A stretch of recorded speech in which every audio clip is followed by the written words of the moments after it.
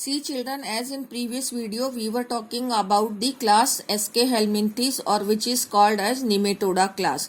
So these are the SK helminthes matlab worm, or these are the round worms. You can see this is the male ascaris and this is female ascaris. In this the special point is that females are longer than the males. Okay, number one thing. Now what all characters of class SK helminthes are there? I have written here. Number one, their habitat is free living. Habit is free living, and their habitat can be aquatic, they can be terrestrial, they can be parasitic.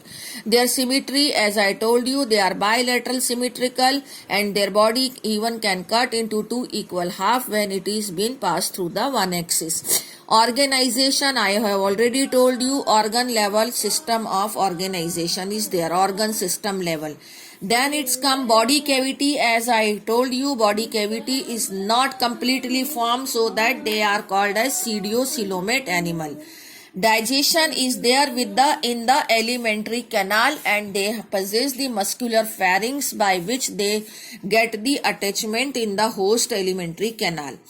Excretory organ, excrete through the excretory pore. Body cavity opens out through the excretory pore to remove the excretory material, waste material. Body wall is triploblastic. There are three layers in the body wall: ectoderm, mesoderm, and endoderm. Sexes are separate, means they are called as dioecious. As it is shown, male and female are separate. And then fertilization is internal, and development can be direct, can be indirect. If it is indirect, then their larva will be called as rhabditiform larva, which is not mentioned in the book, but I am already supplementing the larvas of each phylum for you people. Now it is coming the phylum Annelida. Phylum Annelida, in which these type of segmented animal belongs to. Here they have shown the picture of Nereis and Hirudinaria. Earthworm is not shown because it is a very common animal and you all have seen. But this is the most important example of this class. Again here the habit is marine, or they can be freshwater. Okay. Habitat, they can be free living, they can be parasitic. Like this leech is a parasitic. Okay.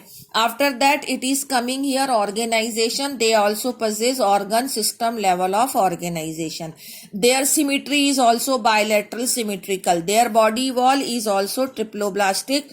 And metameres, as it is shown here, segmentation is metameric segmentation. That means new segments are added from the posterior end.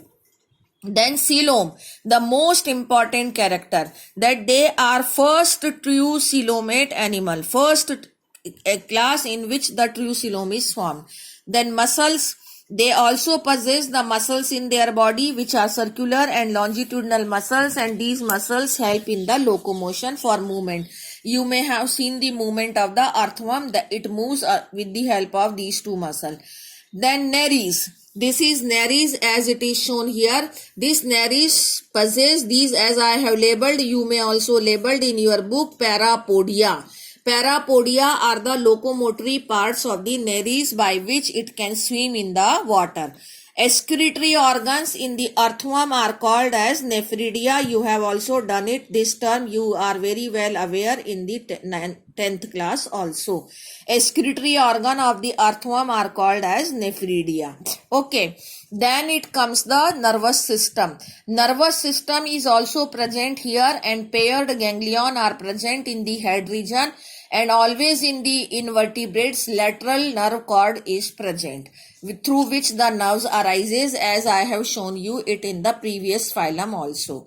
Now sexes. Nereis is the example of this class in which sexes are, they are separate, so that it is called as dioecious. But in earthworm the sexes are not present. Earthworm is a hermaphrodite animal, so that it is called as monoecious, means bisexual. There are three terms: monoecious, bisexual, or hermaphrodite. So in this class the most important characteristics is true coelom. यहाँ पर सबसे जो एक important evolution हुआ है वो ट्रूसिलोम का हुआ है, and these are the having the pseudocoelomate. Pseudocoelom is present, तो they are called as pseudocoelomate animal. Organ system यहाँ भी है, इसके पहले वाली क्लास में भी था. Okay, so and larva of I have not mentioned, but I can write it here. The larva of earthworm, or you can say of this class, is called as trochophore larva. You also will mention it, that is trochophore larva. Okay, or one more larva of this class is there. I am going to mention in front of you only, that is veliger larva.